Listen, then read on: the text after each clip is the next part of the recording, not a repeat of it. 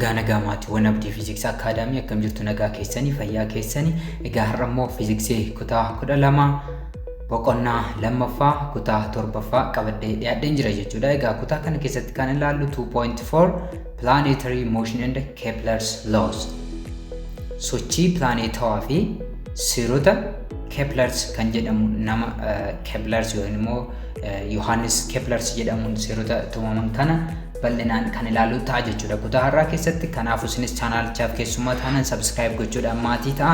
Maatii yoo taatan immoo deeggarsa keessan baratamaa viidiyoon like share gochuudhaan hiriyoota keessanii fi barattoota Oromiyaa guutuu bira akka dhaqqabuuf gahee keessan baadhaa. Akkasumas caalmatti na deeggaruu yoo barbaadan yommuu viidiyoo kiyya ilaaltan VPN banachuu hin dagatinaa. Kallattumaan qabiyyee keenya kan eegallu ta'a jechuudha. 2.4 planetary motion and Kepler's law. Egaa 2.4 irratti kitaabni keessan kan kaasu sochii plaanetawaa yookiin immoo planetary motions sochii plaanetootaa fi seerota Kepler's kan waliin ilaallu ta'a jechuudha.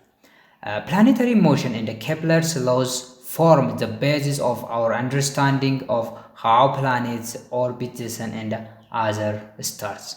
Egaa sochiin plaanetawaa kunnii fi seeronni Kepler's kunneen hubannoo keenya haala sochii plaanetoonni orbitii isaanii irra aduutti marsan akkasumas immoo plaanetoonni kanneen biroon urjiiwwan birootti marsan bu'uurri isaa yookiin immoo hubannoo keenyaaf ka'umsi eenyudha jechuudha. Seerota Kepler's kanaa fi haala sochii maaliiti jechuudha? Haala sochii plaanetootaa kanadha jechuudha. Kuni bu'uuradha jechuudha. These concepts were first explored by Johannes Kepler in the early 17th century, who formulated three fundamental laws describing these motions. Egaa konseptiin kuni waa'een haala sochii plaanetootaa fi akkasumas seerota yookiin pirinsippiloota sochii plaanetootaa kana jalqaba kan argame nama eenyu jedhamuun jechuudha? Saayintistii biyya Jarman Johannes Kepler jedhamuun jechuudha. Inni kunis jalqaba jaarraa 17ffaa keessatti kan argamedha jechuudha. Nama kanaan who formulated three fundamental laws. Egaa namni kun immoo seerota sochii waa'ee plaanetootaa kana ibsu seerota bu'uuraa sadi nama kaa'edha jechuudha. Egaa namni kun akka asirratti piikcharii isaa ilaalaa jirtan seerota sochii Kepler yookiin immoo seerota sochii plaanetootaa kana seerota Kepler kan jedhaman kana nama lafa kaa'edha jechuudha. The planets orbit the sun. Egaa plaanetoonni hundi isaaniiyyuu aduutti marsu jechuudha. Daandiin isaanii baay'een isaanii orbitiidha. Geengoo sirrii kan hin qabnedha jechuudha. Hedduun isaanii garuu geengootti kan dhiyaatanis ni qabu jechuudha. Fakkeenyaaf daandiin lafti irra aduutti marsitu baay'ee geengootti kan siqoodha yookiin immoo bubbutamuun isaa yookiin extrinsitii kan jennuun suni baay'ee xiqqaa kan ta'edha jechuudha. Egaa plaanetoonni hundinuu aduutti kan marsanidha jechuudha. They maintain their respective distances from the sun. Egaa hundumti isaaniiyyuu fageenya murtaa'aa maalirraa qabu jechuudha? Aduurraa qabu jechuudha. Hundumti isaaniiyyuu fageenya murtaa'aa aduurraa qabu jechuudha. And also they do not cross each other as they revolve around the sun.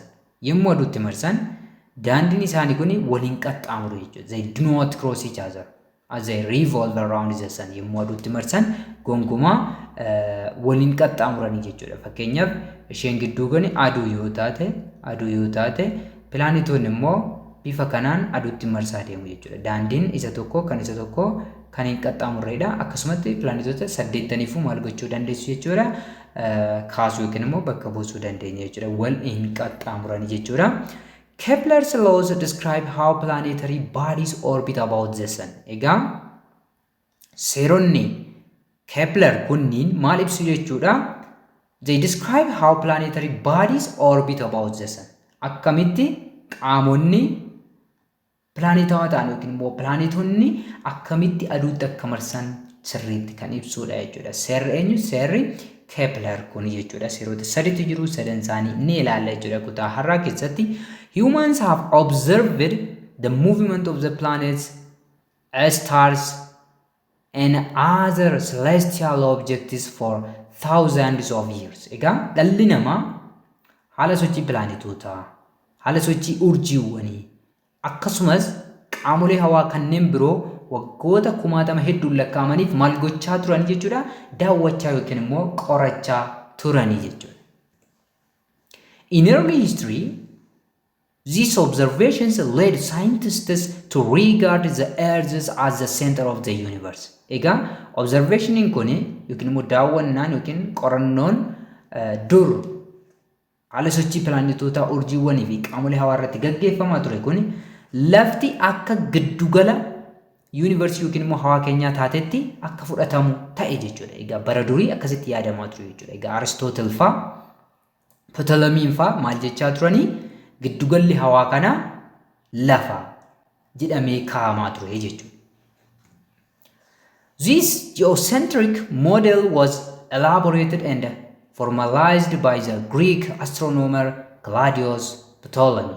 Egaa seentariin hawaa lafa moodeliin jedhu kun maal jedhamee beekama jechuudha? Geocentric model jedhama jechuudha. Aduu dabalatee pilaanetoonni biroo lafatti marsu jedhamee kan yaadamu sun geocentric model jedhamee beekama. Inni kun jalqaba kan hundaa'e akkasumas immoo kan ifoome astronoomara biyya Greek, astronoomara durii jaarraa lammaffaa keessa jiraachaa ture nama Claudius Ptolemy jedhamuun jechuudha. Egaa namni kun daawwannaa yookiin qorannaa waggootaatiin booda seentariin hawaa lafa, aduunis pilaanetoonni biroos lafatti marsu jechuudhaan kaa'e jechuudha jaarraa lammaffaa keessatti jechuudha. This idea was accepted for the next 1400 years. Waggoota 1400 ittaani fudhatame ture jechuudha. Amma waggaa 1400tti jaarraa lammaffaa irraa jalqabe aduu dabalatee pilaanetoonni biroo lafatti marsu, lafti seentarii hawaati jedhamee fudhatamaa yookiin immoo barsiifamaa ture jechuudha. In 1543 waggoota 1400 booda Polish astronomer Nicolaus Copernicus suggested that the Earth and the other planets revolve in circular orbits around the Sun, what we call the heliocentric model. Egaa naannoo bara 1543tti saayintistiin biyya Poland Nicolaus Copernicus jedhamu kun lafa dabalatee pilaanetoonni kanneen biroon daandii orbiitii irra aduutti marsu jedhee kaa'e jechuudha. Egaa moodelli seentarii hawaa yookiin immoo seentarii pilaanetootaa aduu godhu kun heliocentric model jedhama jechuudha. Seentarii hawaa lafa jedhee kan fudhate maal jenneen jalqaba asitti geocentric model jenneen jechuudha. Garuu immoo seentarii hawaa kana aduu godhee kan fudhatu kun immoo heliocentric model jedhama jechuudha. Heliocentric model jedhamuudhaan kan fudhatudha. Egaa moodeliin kunis jalqaba kan bira ga'ame eenyuunidha jechuudha? Nicolaus Copernicus jechuudha. Nicolaus Copernicus laftii fi pilaanetoonni biroon daandii isaaniirra aduutti marsuu isaanii kan bira ga'ee turedha jechuudha yeroo sana. Then Danish astronomer Tycho Brahe wanted to determine how the heavens were constructed and pursued a project to determine the positions of both stars and planets. Sanaan booda astronomer yookiin immoo qorataan hawaa lammii biyya Denmark Tycho Brahe jedhamu kun akkamitti hawaan akka uumame yookiin immoo ijaarame baruu barbaade jechuudha. Akkasumas piroojeektii iddoo itti argamu yookiin immoo poozishinii urjiiwwanii akkasumas immoo pilaanetoota isaanitti marsanii baruu barbaade. Maal inni hawaa keenya kana seerri utubee jiru yookiin immoo akkaataan ijaaramsa yookiin immoo akkaataan function gochuu heavenly bodies kun maal inni jedhee baruu barbaade jechuudha. Kanaaf maal jalqabe piroojeektii jalqabe. Piroojeektiin kunis poozishinii urjiiwwanii. Urjiiwwan kanatti kan marsan pilaanetoonni immoo jiru jechuudha. Poozishinii isaanii bakki itti argama isaanii haalli sochii isaanii maal fakkaata kan jedhu qorannoo eegale jechuudha. Astiroonomarri biyya Denmark Tycho Brahe jedhamu kun jechuudha. Those observations of the planets and the stars visible to the naked eye were carried out with only a large sextant and a compass.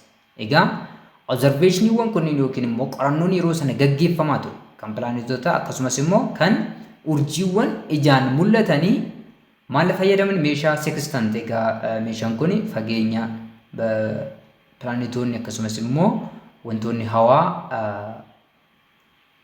keessa jiran walirraa qaban safaruuf kan gargaaru jechuudha.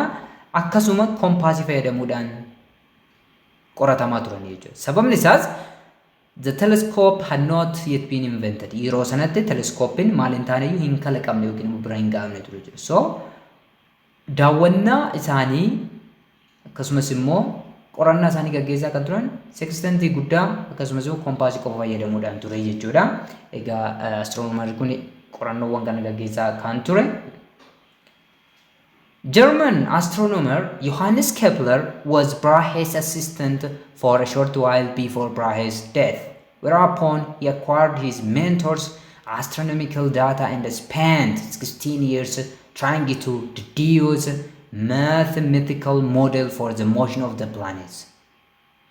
Astronomer lammii biyya German Johannes Kepler immoo kan seerota pilaanetawaa kana lafa kaa'e saayintistii Tycho Brahe kanaaf gargaaraa ture jechuudha. Assistant. Braheen kaayyoo isaa osoo galmaan hin ga'iin yookiin immoo haala sochii pilaanetoota kana ibsuu barbaadeet osoo hin ibsin du'e jechuudha.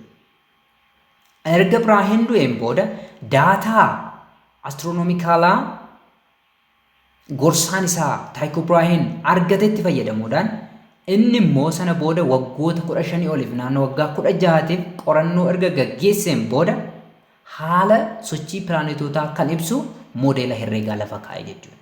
Haala sochii pilaanetootaa kan ibsu moodeela herreegaa kana bira kaa'e jechuudha. Daataan inni fayyadame kan eenyuti jechuudha? Kan Tycho Braheeti jechuudha. Egaa Tycho Braheen seeronni Kepler akka bira ga'amaniif gahee guddaa taphateera jechuudha. Akkasumas immoo Johannes Kepler immoo waggoota 16 irratti xumuruudhaan haala sochii pilaanetootaa moodeela herreegaa ibsu lafa kaa'uu yookiin immoo argachuu danda'eera jechuudha. Such data are difficult to sort out because the moving planets are observed from a moving earth. Egaa daataa akkasii kana xiinxaluun yookiin immoo qulleessuun baay'ee rakkisaadha jechuudha. Sababni isaas pilaanetoonni ni socho'u yeroo hunda. Pilaanetoonni socho'aa jiran kun kan daawwataman eessarraa? From a moving earth. Lafa maal ta'aa jirturraa socho'aa jirturraa jechuudha. Egaa teleskooppiin irra hin jiru jenneerra yeroo kanatti jechuudha. Okay. After many laborious calculations, Kepler found that Brahe's data on the revolution of Mars and the Sun led to a successful model. Egaa erga calculationiiwwan yookiin immoo shallaggiiwwan baay'ee dadhabsiisoo gaggeesseen booda Kepler yookiin immoo Johannes Kepler daataa Tycho Brahe irraa haala sochii Maarsii pilaanetii Maarsii isheen aduutti naannoftu moodeela warra hundumaaf yookiin immoo pilaanetoota hundumaaf hojjetu akka ta'e bira ga'e jechuudha. Egaa daataa kana kan eenyurraa fudhate? Kan Brahe irraa fudhate jechuudha Kepler jechuudha. Jalqaba irratti kan Maarsii fi kan Sanii haala sochiisaa kan ibsu bira gahee jechuudha Kepler yookiin immoo Johannes Kepler jechuudha. Kepler's complete analysis of planetary motion is summarized in 3 statements known as Kepler's laws.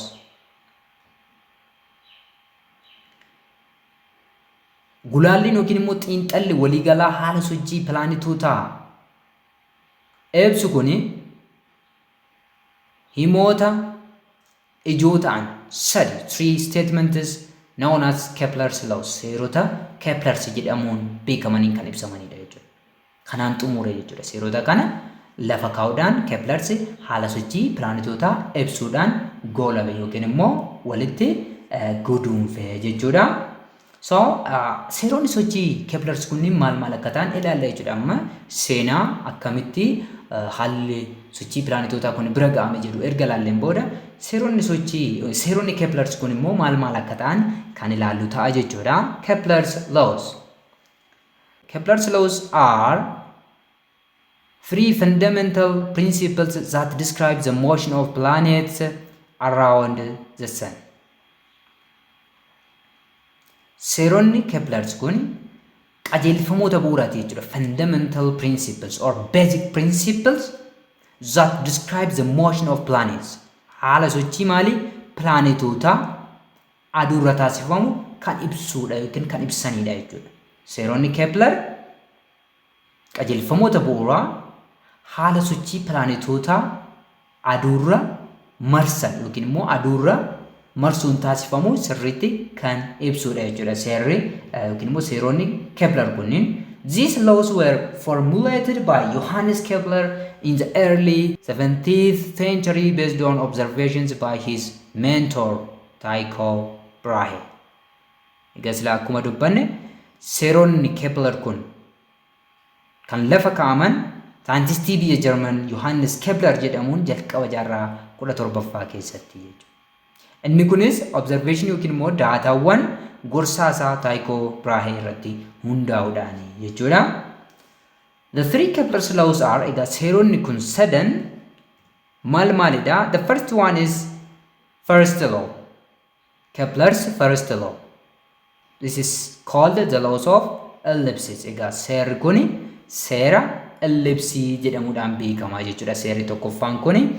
The second one is Kepler's second law. Inni lammaffaan Kepler's second law yookiin immoo seera Kepler isa lammaffaa jedhamuudhaan beekama. This is called the law of equal areas. Inni kun immoo seera bal'ina wal qixaa jedhamuudhaan beekama jechuudha. The third and the last one is Kepler's third law.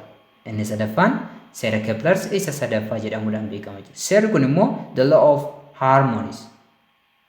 Seera wal fakkaatummaa jedhamuudhaan kan beekamudha jechuudha. So Kepler's first law is called the laws of ellipses. Kepler's second law the laws of equal areas, and Kepler's third law is called the law of harmony. Seera wal fakkaatummaa yookiin immoo wal simuu jechuu dandeenya jechuudha. Egaa seerota kana tokko tokkoon kan ilaaludha jechuudha. The first one is Kepler's first law or the laws of ellipses. Kepler's first law sometimes referred to as the laws of ellipses.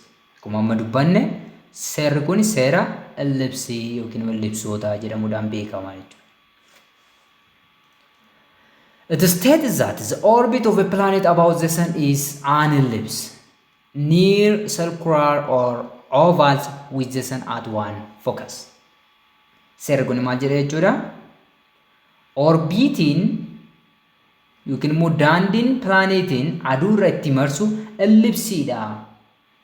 Ellipsiidha. Geengoo sirrii osoo hin ta'in ellipsiidha yookiin immoo kan luxummaa yookiin immoo bubbutamuu qabudha jedhee ibsaa jechuudha. Egaa ellipsoonni kun waa'ee ellipsii sirriitti dubbisuudhaa dandeessu jechuudha yookiin immoo herrega keessatti bal'inaan barattu jechuudha. Ellipsii jechuun kan focal pointii lama qabudha jechuudha. Focal pointii tokko yookiin immoo tuqaan xiyyeeffannaa tokko fakkeenyaaf iddoo kana ta'uu danda'a, inni lammaffaan immoo iddoo kana ta'uu danda'a jechuudha. So focal pointii kana keessa aduun iddoo tokkotti argamti. Iddoon tokko maalidha jechuudha? Duwwaadha jechuudha. Kanaafuu seerri Kepler inni tokkoffaan maal jedha?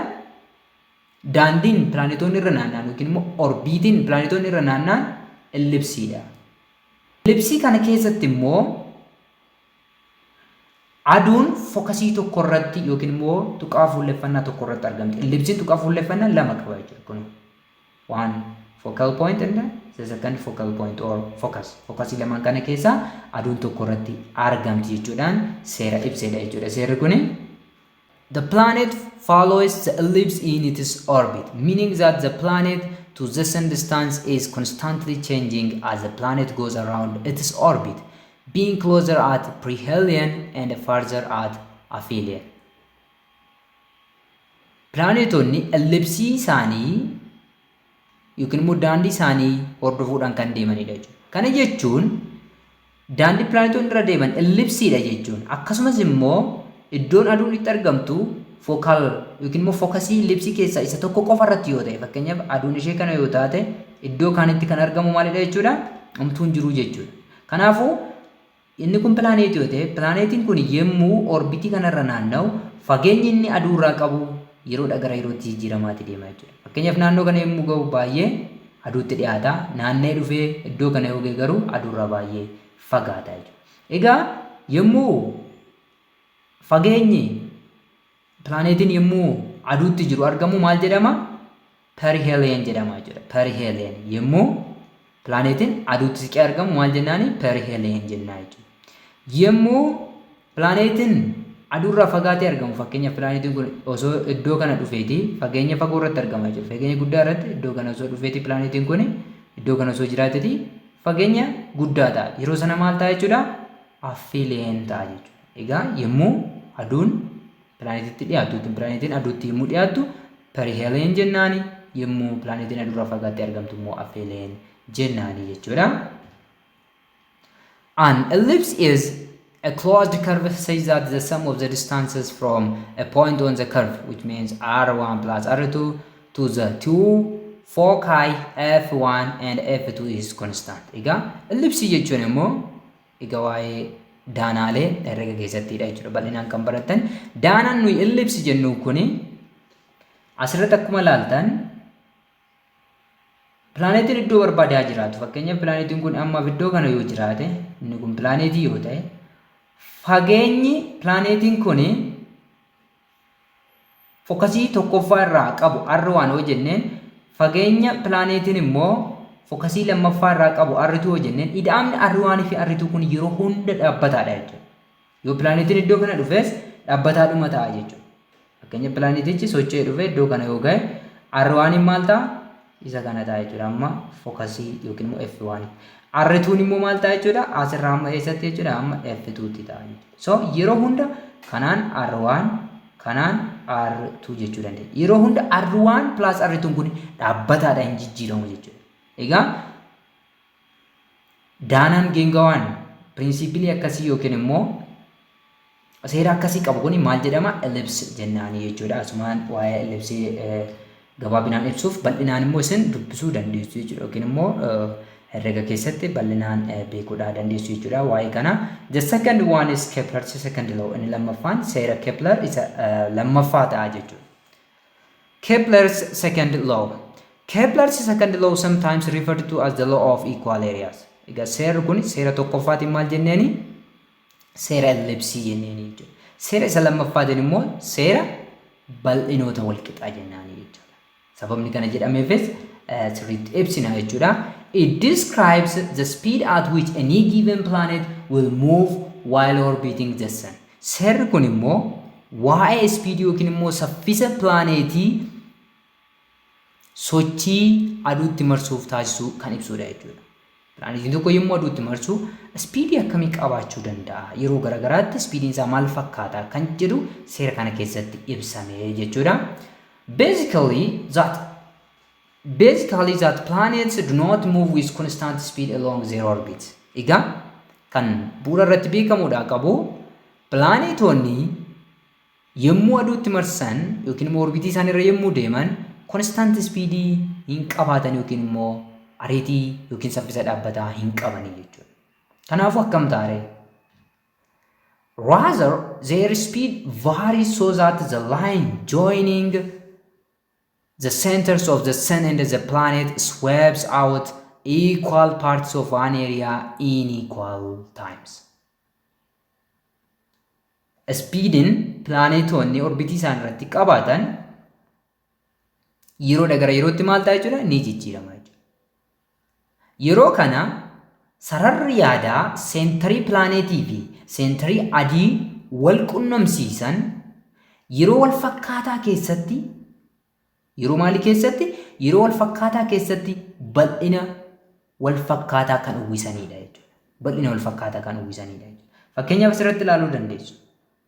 Pilaanetiin kun yommuu orbitii kanarra naanna'u aduun iddoo kana yoo jiraatte fakkeenyaaf sochii pilaanetii point A irraa iddoo kana point A irraa point B ga'uudhaaf jiru ilaala. Iddoo kanatti maalidha? Pilaanetiin aduutti siqee jira jechuudha.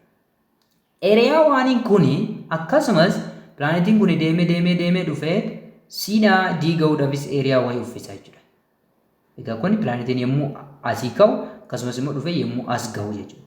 Yeroon kun wal qixa fakkeenyaaf isa kanaan maal haa jennu waan manzoo ta'e inni kunis maal ta'a waan manzii ta'a.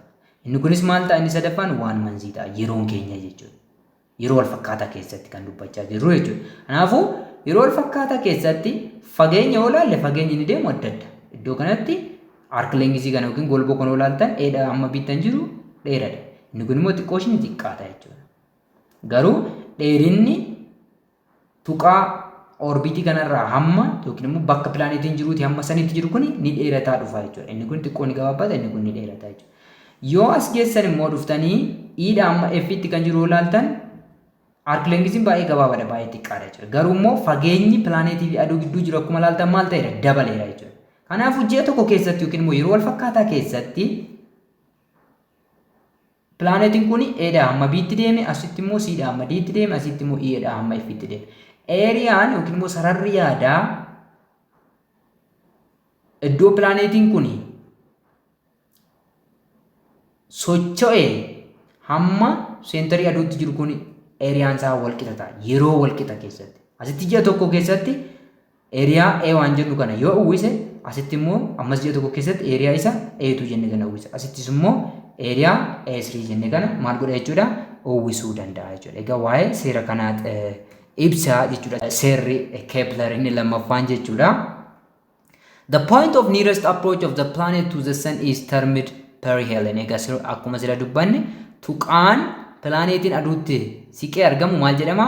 Perihelion jedhama jechuudha. Inni fagoon immoo the point of greatest separation is aphelion. Aphelion jechuudhaan beekama jechuudha. Hence by Kepler's second law, a planet is moving fastest when it is at perihelion and slowest at aphelion. Egaa seera sochii pilaanetoota Kepler kanaan yookiin immoo seera Kepler kanaan pilaanetiin yommuu aduutti siqee argamu yookiin immoo tuqaa perihelion jennu kana biratti ariitii guddaa qabaata yookiin immoo saffisa guddaa qabaata jechuudha. Yommuu pilaanetiin immoo aduurraa fagaatee argamu tuqaa aphelion jedhamu irratti baay'ee suuta jedhu yookiin immoo saffisni isaanii baay'ee xiqqaataa jechuudha. Baay'ee xiqqaataa jechuudha. Kanaafuu pilaanetoonni yommuu aduutti siqan saffisa olaanaadhaan socho'u, yommuu aduurraa fagaatan immoo saffisa xiqqaadhaan kan socho'anidha jechuudha.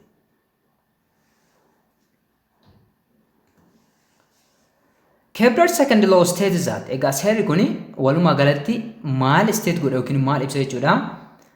States that an imaginary line segment joining a planet and the sun sweeps out equal areas in equal intervals of time.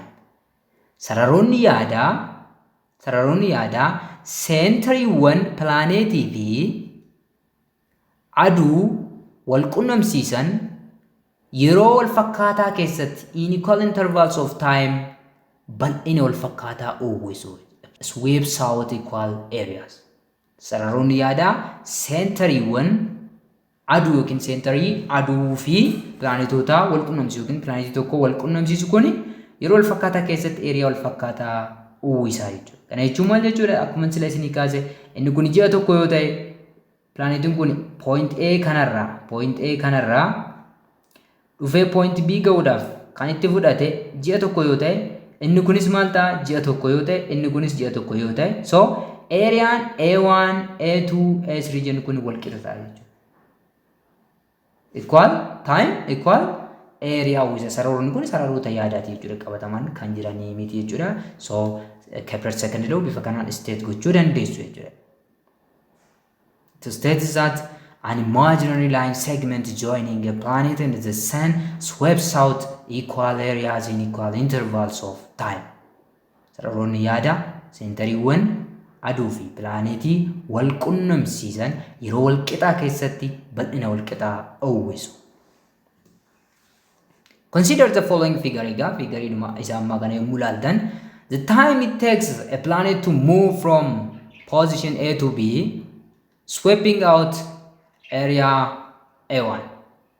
Pilaanetiin kun A bira ga'ee B bira ga'uudhaaf eeriyaan inni uwwise A1 dha jechuudha.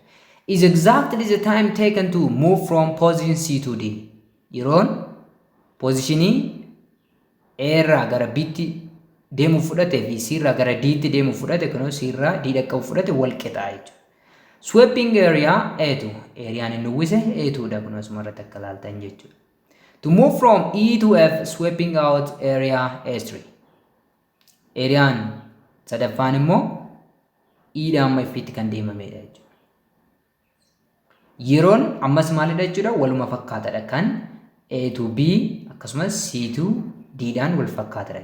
These areas are the same. Area 1 kun yookiin bal'inoonni kun wal qixa jechuudha. Kana jechuun maal jechuudha? A1 equals A2 equals A3 dha jechuudha. Sadan isaanii wal qixa. Yeroo wal fakkaataa keessatti. Kana jechuun maal jechuudha? Yeroon keenya let's say T1 equal T2 equal T3 akkuma sila jenne fakkeenyaaf roomee amma maa ta'u yoo 1 month yookiin immoo yeroodhaan ibsuu dandeessu waggootaan ibsuu dandeessu akka fakkeenyatti ji'a tokko ta'e hundumaafuu ji'a tokko jechuudha. Isa kanaan bifa kanaan qabachuudhaa qabdu jechuudha. Comparing the areas in the figure and the distance traveled along the ellipse in each case, we can see that in order for the areas to be equal, the planet must speed up as it gets closer to the sun and slow down as it moves away. Egaa eriyaan kun walqixa ta'uudhaaf plaanetiin yommuu aduutti siqu saffisaan deemuudhaa qaba jechuudha. Yommuu aduutti siqu maal ta'uu qaba? Saffisaan deemuudhaa qaba jechuudha. Must speed up. Saffisaan deemuudhaa qaba. Maaliif arc length guddaa uwwisuu qaba jechuudha. Kun akkuma asirraa argitan. Eedha amma B'tti deemuudhaaf arc length guddaa. Arc length guddaa kanas ati wal fakkaataa keessa inni kunis yeroo wal fakkaataadha waan jenneef saffisa isaa dabaluudhaa qaba jechuudha. And slows down as it moves away.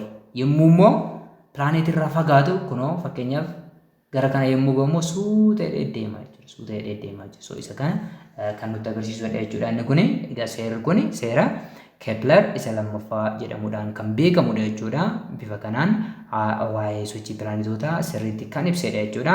The last one is Kepler's third law. Inni seerri inni xumuraa seera Kepler isa sadaffaa kan jennuunidha jechuudha.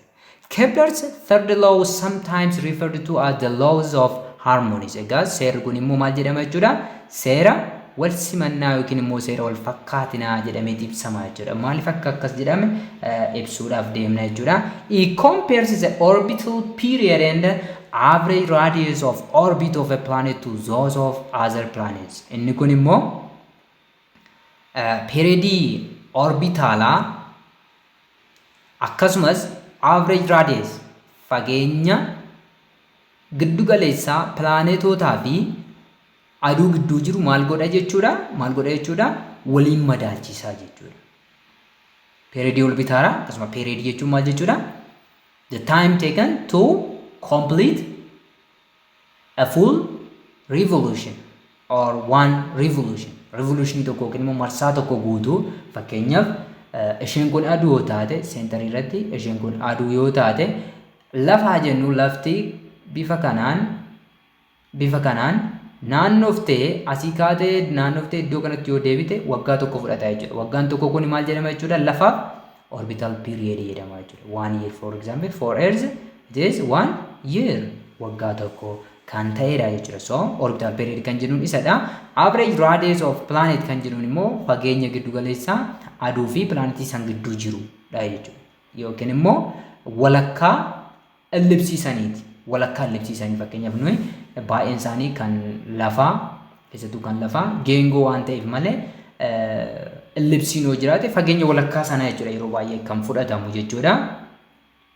Fageenya walakkaa fakkeenyaaf ellipsiin tokko bifa kanaan yoo jiraate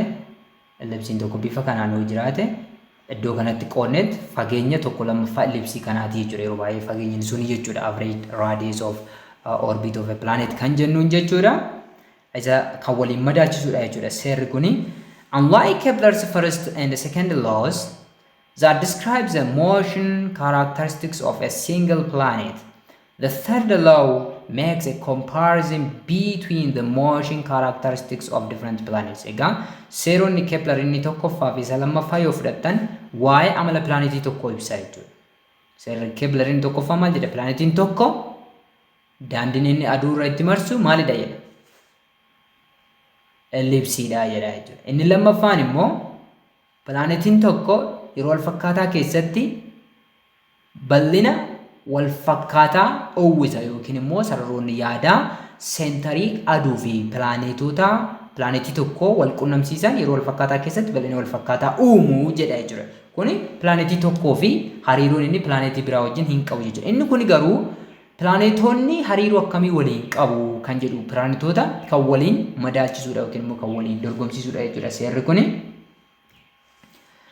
the period of a planet is the time for one complete revolution around the sun. Egaa period kan jennu yookiin immoo orbital period kan jennu kuni maalidha jechuudha?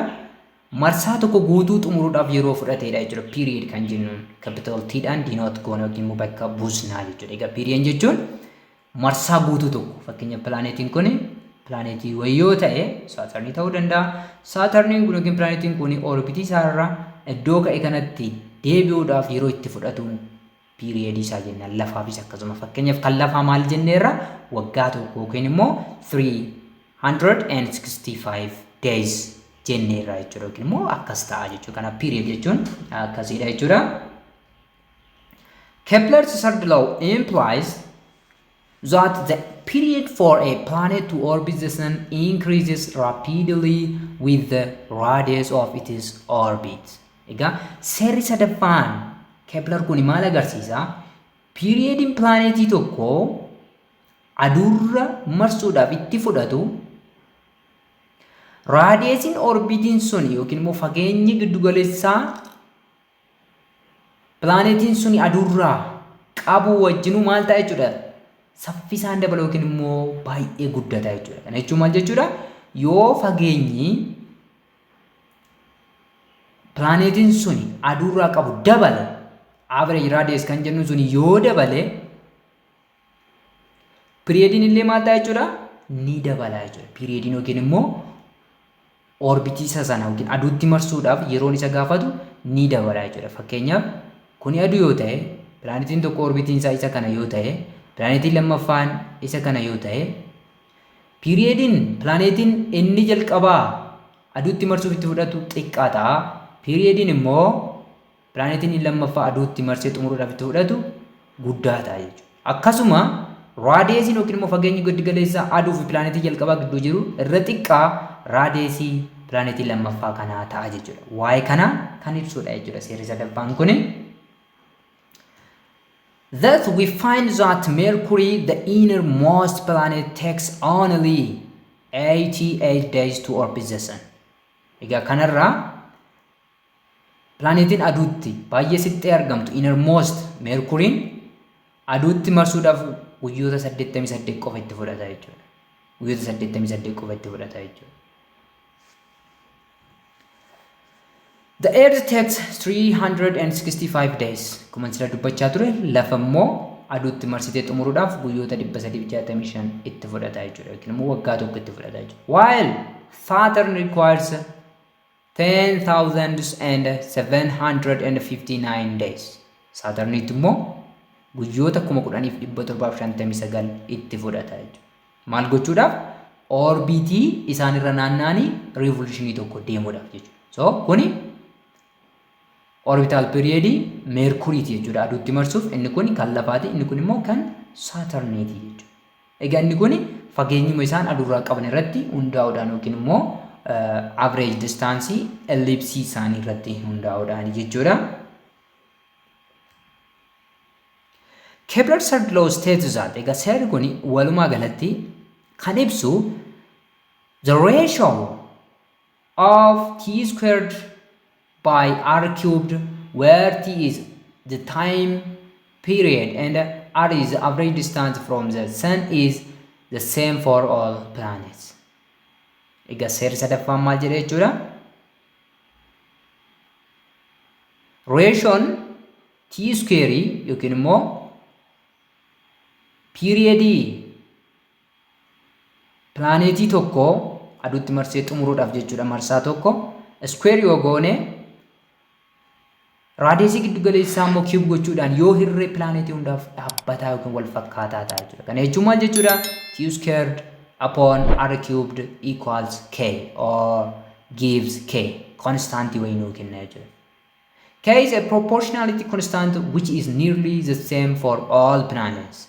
Egaa constantiin kun akka jiru bira ga'e jechuudha Keplers.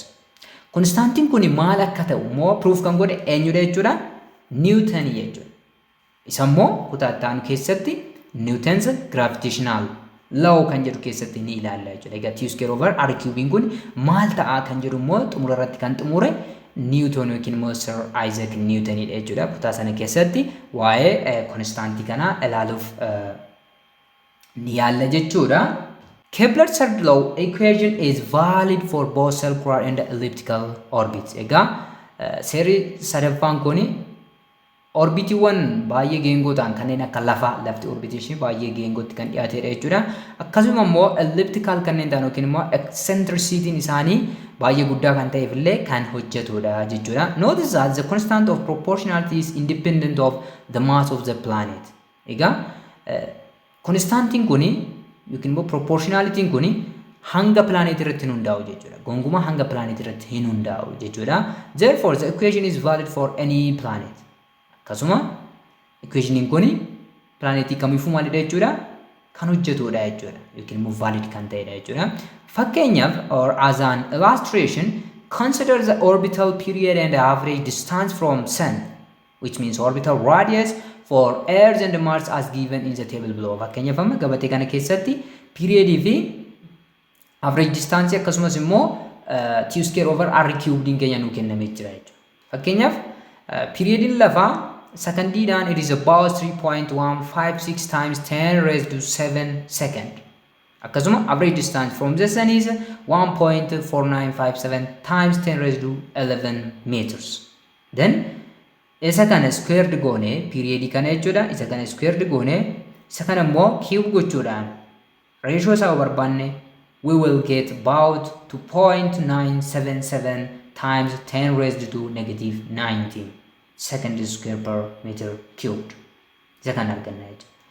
Marsi bira immoo yoo dhaqxan 5.93 times 10 raised to 7 second is the period of the Mars and it is average distance from the sun is about 2.278 times 10 raised to 11 meters. Then T square over R cubed yemmuu barbaannu maal arganna? About 2.975 walumatti dhiyaatu jechuudha. Lakkoofsi kun yoo ilaalan 2.977 2.975 times 10 raised to 19 second square per meter cube almost walitti dhiyaata jira. Plaanetoota 8 isin maal gochuu dandeessu jechuudha? Ilaaluu dandeessu jechuudha. Even Pluutoo illee itti dabaluu dandeessu jechuudha. Plaanetoota keessaa waan hir'ifamteef jechuudha 8 kanan isiniin jedheef. Mee fakkeenyota hojjechuudhaan hubannoo keenya haa cimsan. Example 2.19.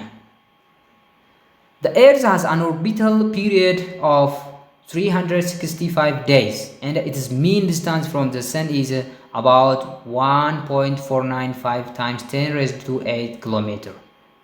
The planet Pluto's mean distance from the Sun is 5.896 times 10 raised to 9 kilometer. Using Kepler's third law, calculate Pluto's orbital period in Earth days. Egaa gaafichi maal jedha jechuudha? Periodiin lafaa aduutti marsuudhaaf itti fudhatu guyyoota 365 yoo ta'e. Fageenyi giddugaleessaa aduun yookiin immoo lafti aduurraa qabdu 1.495 baay'isuu 10 paaworii 8 kiiloomeetira yoo ta'e. Pluutoon immoo egaa amma pilaanetii miti jedhamteetti garuu pilaanetii jedhamaa turte waan ta'eef jechuudha. Fakkeenyi kun kitaabolee duriirraa fudhatame jechuudha.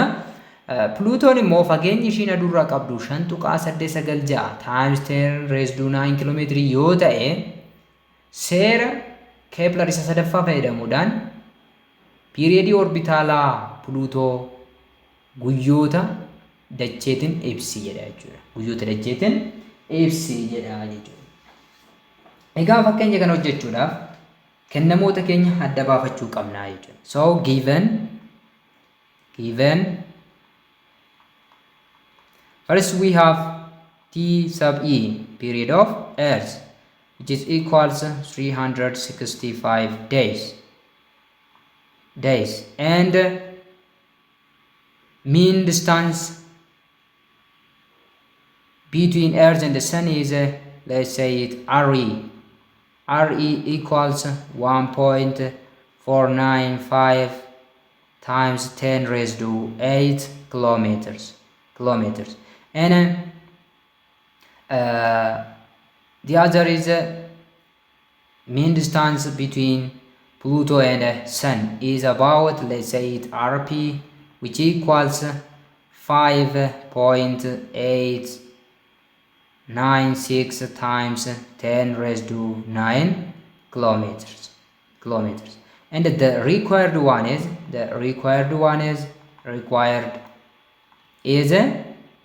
TS, orbital period of Pluto. Let's say TP, no TS, TP, orbital period of Pluto is a Canada. So solution gara furmaatatti yemmuu deemnu solution seera Kepler sadaffaa kanarraa maal jenneerra jechuudha. T squared over RE cubed equals TP squared over RP cubed, which implies that ega kan nuyi gaafatamne TP kana waan ta'eef TP squared equals T sub E squared over R sub E cubed times isa kam crisscross baasnaa jechuudha R sub P cubed periodi lafa square goone hiruu radiusii lafa gimmo fageenya lafa fi aduu gidduu jiru cube goone baasuu fageenya maaliif Pluto fi aduu gidduu jiru ta'a jechuudha. Then TP square kanaaf maal gochuudha jechuudha kan nu hafu shallaguutu nu hafa jechuudha. So TP squared equals lakkoofsota keenya bakka buufachuudha jechuudha. Egaa T in meeqa jenneerra 365 days. 365 days times, okay, RP is 5.896 times 10 raised to 9 times 10 raised to 9 kilometer. So isa kana square, isa kana cube over RE cubed. RE ni immoo meeqa jechuudha 1.495 times 10 raised to 8 times 10 raised to 8 kilometers cubed. Isaan kana square fi cube isaa of eeggannoodhaan gochuu qabna jechuudha. Then 365 squared yemmuu goonu meeqa arganna? Naannoo tokko sadi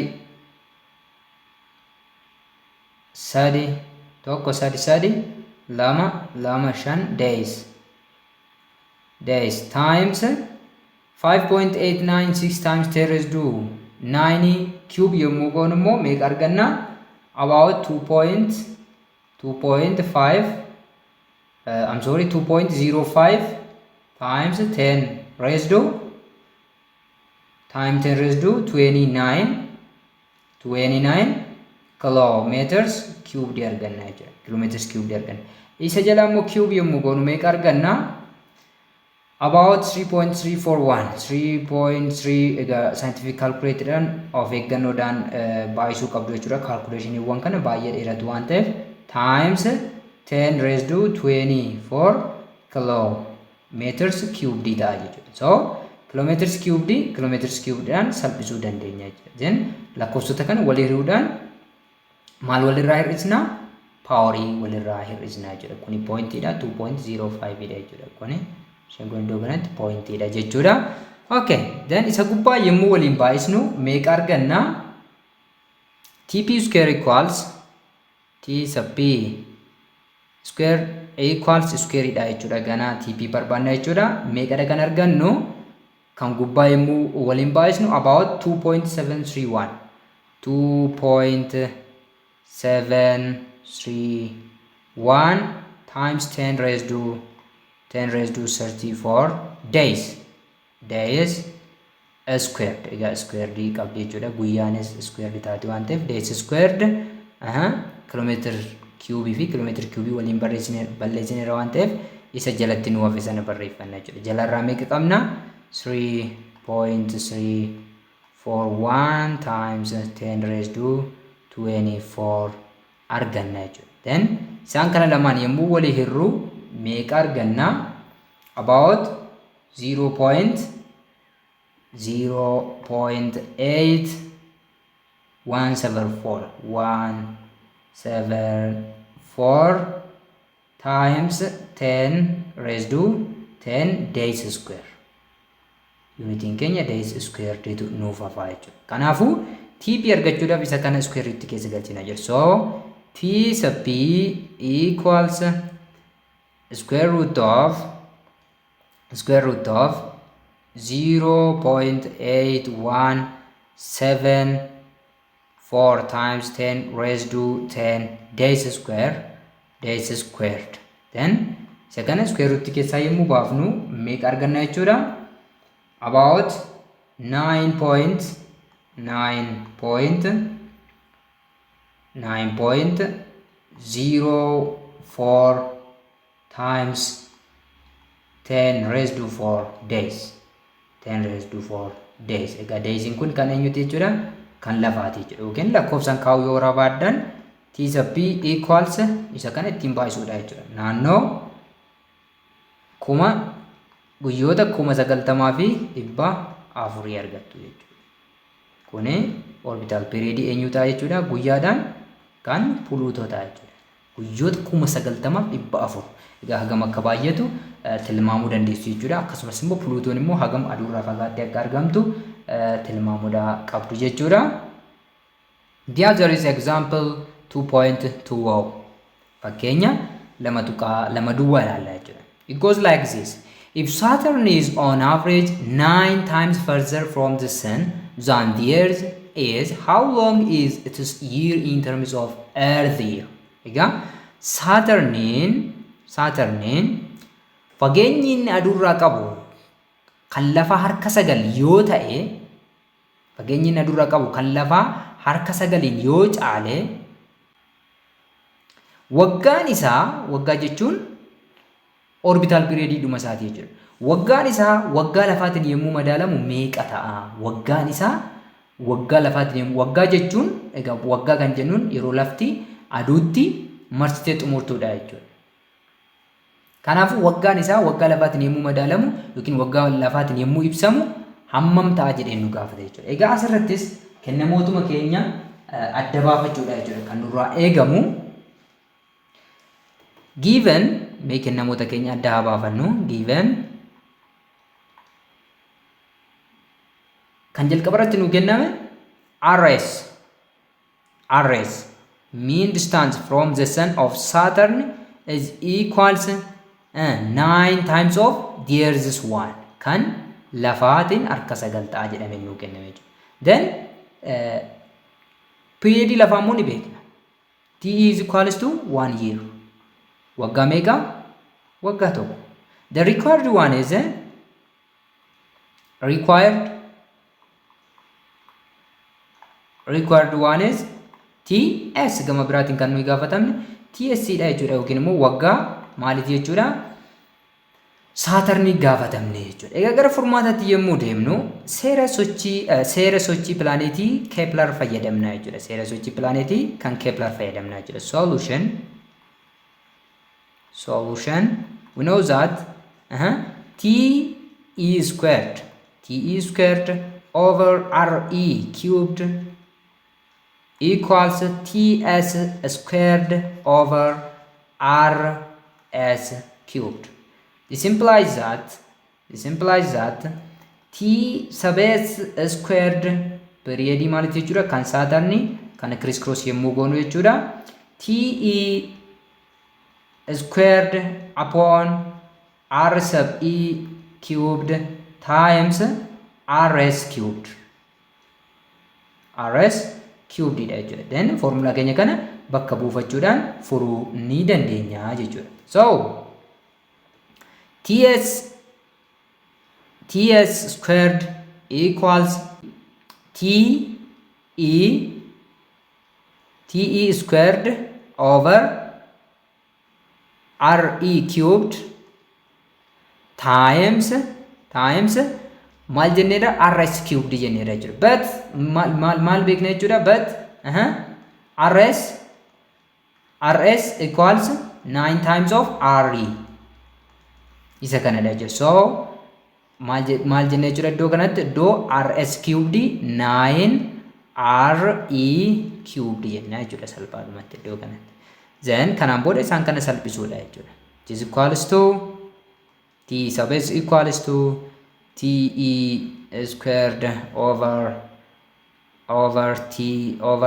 re cubed times isa kana cube yommuu goonu meeqa arganna? Kana jechuun maal jechuudha? 9 baay'isuu 9 jechuudha. 9 baay'isuu 9 81 baay'isuu 9 729 ta'a jechuudha. So 729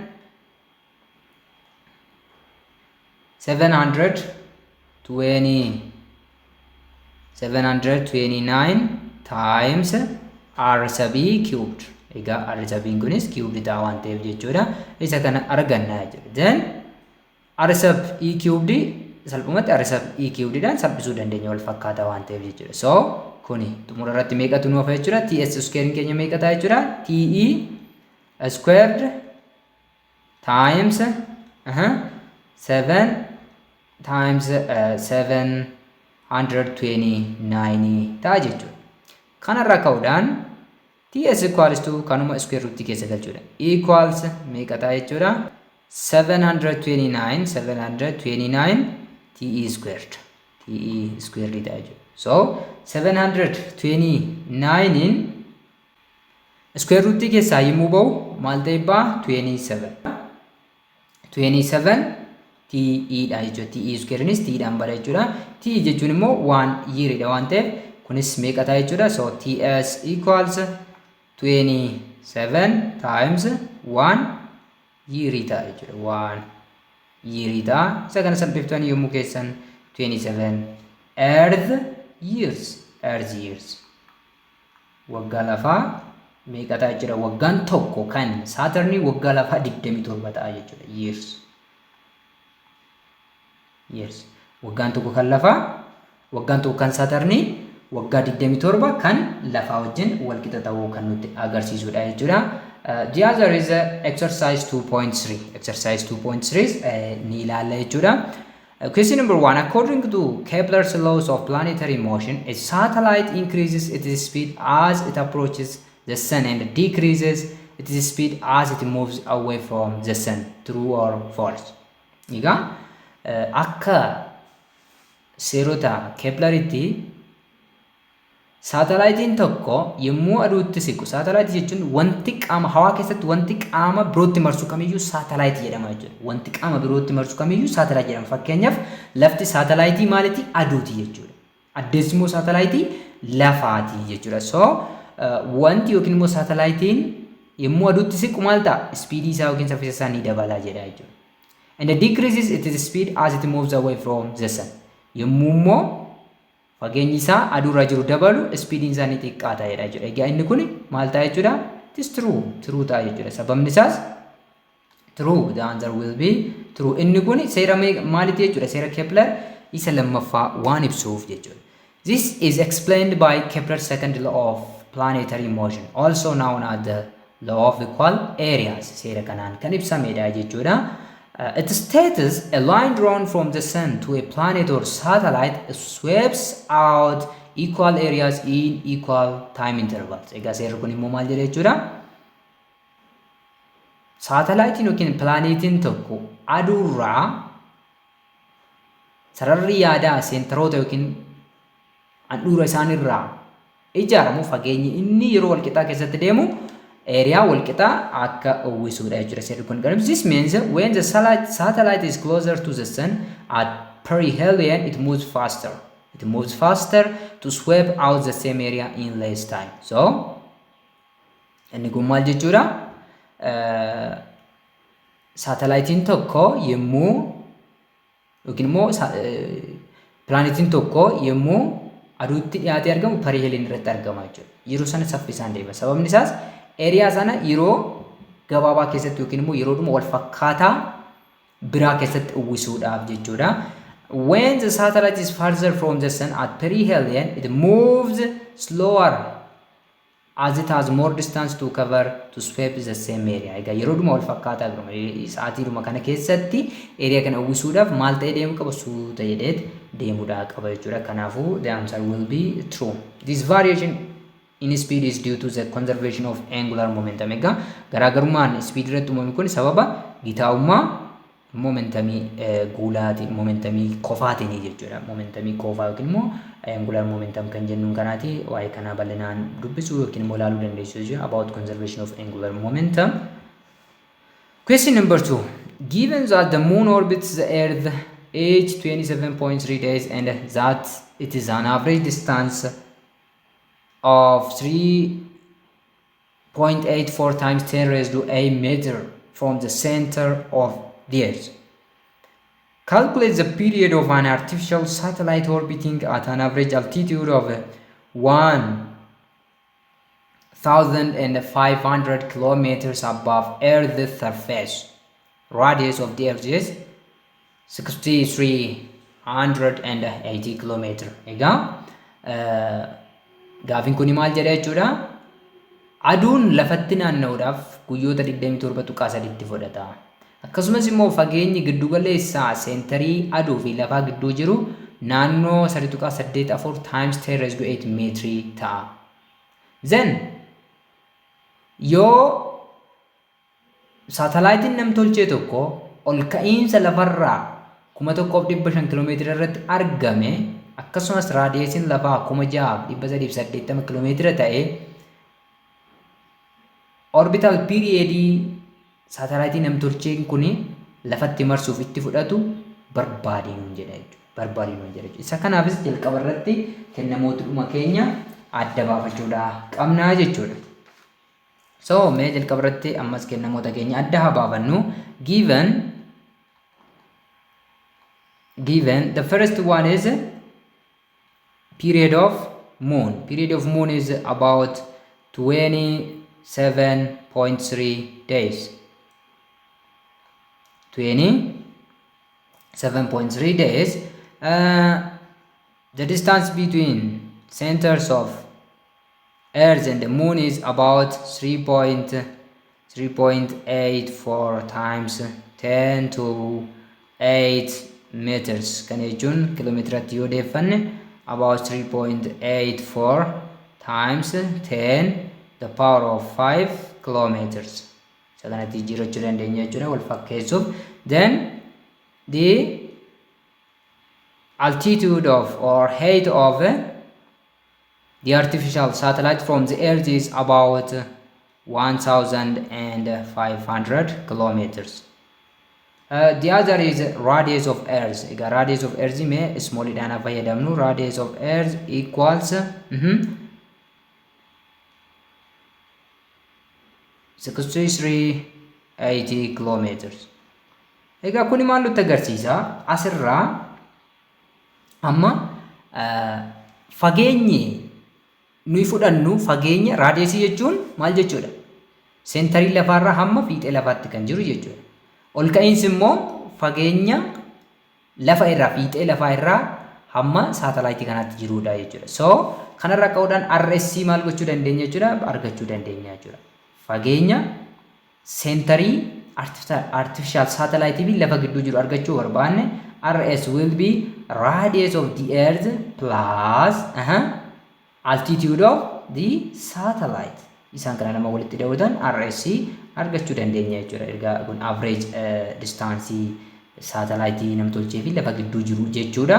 So meeqataa kuni 6,380 kiiloomeetira plus 100 I mean 1500 kilometers. 1500 kilometers. Isaan kana lamaaniin walitti daatan RS keessa meeqa argattu? About meeqa ta'a? 7880 kiiloomeetira ta'a jechuudha. Kanaan booda seera sochii sadaffaa Kepler yookiin immoo seera sochii pilaanetootaa Kepler fayyadamuudhaan argachuu dandeessu jechuudha. So from Kepler's law or from Kepler's third law we have Tm square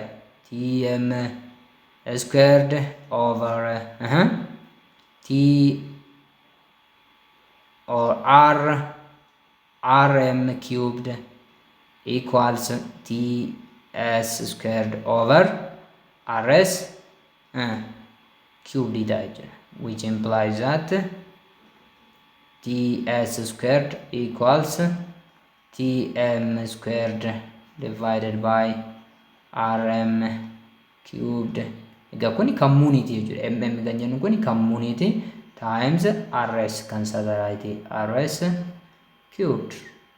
Kanaan booda lakkoofsota keenya bakka buufachuudha jechuudha. So T sub S squared equals Tm in periodiin addeessaa meeqadha lafatti marsuudhaaf 27.3 days squared over Rs cubed Rm cubed.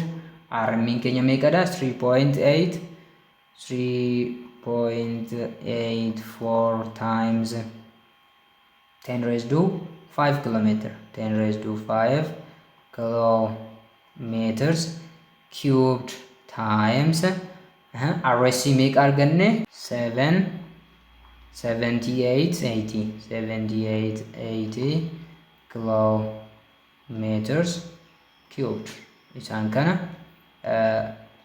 cube goone waliin baay'isnaa jechuudha. So 27.3 cube yommuu goonu 745 arganna jechuudha. 745 arganna 745 days squared times 788 duwwaa cube yommuu goonu immoo meeqa arganna? About 4.893 about 4.893 times 10 raised to 11 kilometer cube arganna jechuudha. Over ishee jalaas cube yommuu goonu naannoo 5.6 times 10 raised to 16 kilometers cubed.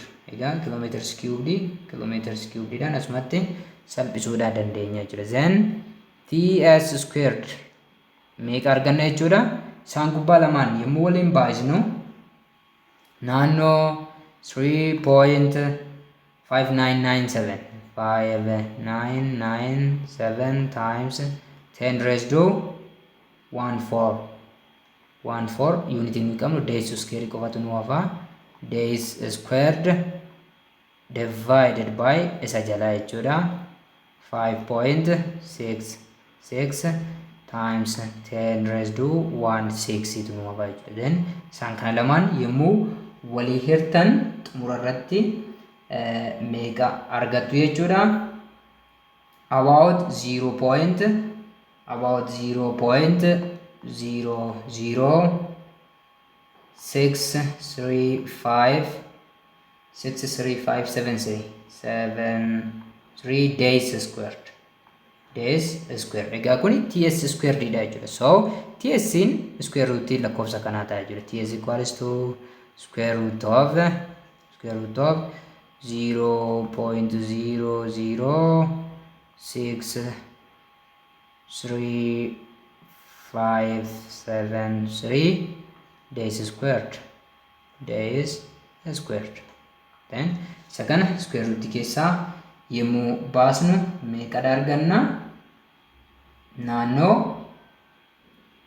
0.0007973 arganna jechuudha. 0.7973 arganna jechuudha. Inni kun maal? Guyyootanii jechuudha. Guyyootanii 0.07973 isa kana maalitti jijjiiruu dandeessu isin yoo barbaaddan? Sa'aatitti jijjiiruu dandeessu jechuudha. Sa'aatitti yommuu jijjiirtan meeqa argattu? Naannoo 1.24 baastu jechuudha. Isuma kana 1.91 hours 9.91 hours yookiin immoo minitiittis jijjiiruu dandeessu about 115 approximately jechuudha. Minutes jettanii yeroo kana ibsu. Kanaafuu saatalaayitiin namtolchee kun lafatti naanna'ee xumuruudhaaf hammamitti fudhata jechuudha? Daqiiqaa 115 yookiin immoo naannoo sa'aatii 1.9 itti fudhata jechuudha. Bifa kanaan ibsuudhaaf dandeessu yookiin immoo sa'aatii 1 fi daqiiqaa 55 itti fudhata jechuudha. Egaa sa'aatiin 2 daqiiqaa 120 waan ta'eef sa'aatii 1 daqiiqaa 55 itti fudhachuu isaa kan nutti agarsiisudha jechuudha. Question number 3. How would the period of an object in a circular orbit change if the radius of the orbit doubled? Egaa objectiin tokko yoo raadiyeesiin orbiitii isaa dachaa ta'e, dabal jechuun dachaa ta'e harka lamaan yoo dabale orbital periodiin isaa akkam ta'a? So kennama keenya abarreeffannumee jalqaba irratti given maalidha kan nuu kenname kan jedhu beekuudhaa qabna jechuudha. Jalqaba irratti given R2 equals R1 equals twice of R1. R1 keenya yookiin immoo kan jalqaba wantichi qabuun harka lama yoo ta'e jedhee nu gaafate jechuudha. Then the required one is required is T2 isn't it? T2 yookiin immoo orbital periodin isaa maal ta'a jedhee nu gaafate jechuudha. The same is true kanuma silaa sana fayyadamnee deemudha jechuudha. So furmaatatti yommuu gallu solution from Kepler's third law we know that T1 squared over R1 cubed equals T2 squared over R2 cubed dha jechuudha. Kun maal nutti agarsiisa? T2 squared equals T1 squared over R1 cubed times R2 cubed dha jechuudha. Booda lakkoofsota keenya bakka buusuudhaan yookiin kennamaa keenya bakka buusuudhaan shallaguudha jechuudha kan nurraa hafu. So T2 squared equals T1 squared in eenyudha jenneerra? Kennamaadhuma keenyaati. T1 squared over R1 cubed times egaa R2 cubed garuu amma R2 cubed eenyu jenneerra? Times R2 cubed jennu iddoo kanatti R2 cubed dha jechuudha. But we know that R2 is equals to twice of R1. Iddoo kana maal gochuu qabna jechuudha. So T2 squared equals T1 squared divided by R1 cubed times R2 jechuun twice of R1 cubed dha jechuudha. Egaa isa kana cube goona jechuudha. So 2 cube jechuun 2 times 2 times 2 times dha jedha. Yeroo sadii waliin baay'isuu nutti agarsiisa. Baay'isuu qabna jechuudha. So this equals T1 squared divided by R1 cubed times inni kun lama cubed yommuu goonu 8 arganna jechuudha. 8 times R1 cubed. So R1 cubed dhaan salphisuudhaa dandeenya jechuudha. Kanarraa t2 squared equals 8t1 squared ta'uu isaa nutti agarsiisa jechuudha. 8t1 squared ta'uu nutti agarsiisa jechuudha. Kanarraa kun maal nutti agarsiisa? t2 will be square root of 8t1 squared. Egaa isa kana yommuu salphifnu kanatti barreessuu dandeenya jechuudha. 4 times 2 times t1 squared. Then as keessaa kan ba'uudha danda'u baasuu ni dandeenya jechuudha. Kan ba'uu danda'u 4 ba'uu ni danda'a. 2 ta'e ba'a. 2 ba'u root 2 jennaani. 2 root 2 t1 square immoo t1 dhaan ba'a jechuudha. So t1 dhaan ba'a jechuudha. Kanaafuu kun maal nutti agarsiisa? Radius'n doubled yoo ta'e